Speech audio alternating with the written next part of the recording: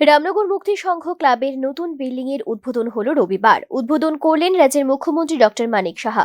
উদ্বোধনের পর ক্লাবের তরফ থেকে আয়োজন করা হলো এক রক্তদান শিবিরের আয়োজনে খুশি হলেন মুখ্যমন্ত্রী।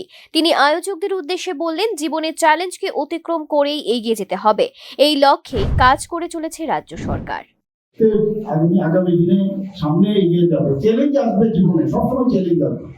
চ্যালেঞ্জকে অতিক্রম করার যে মানসিকতা তারিখ বলেছেন যে এখন চ্যালেঞ্জ এসছে, ঘরে বসে খালি এই কারণে আমার সমস্যা হচ্ছে, এই বসে থাকলে হবে না, সামনের দিকে এগোতে হবে আমার।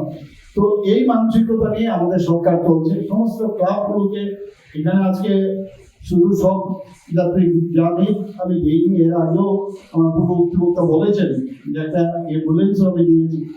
আরে আলটিমেটলি তো এখানে এই এলাকার যারা আছেন এই অ্যাম্বুলেন্সেই যেতে হবে আমাদের, এই বর্তমানে আমরা যাবো আমার চিকিৎসার জন্য। মুক্তি সংঘ ক্লাবে উপস্থিত ছিলেন মুখ্যমন্ত্রীর সঙ্গে ক্লাব সম্পাদক পিনাকি দাস সহ অন্যান্যরা। রক্তদাতাদের উৎসাহিত করলেন মুখ্যমন্ত্রী। Bureau report, news now.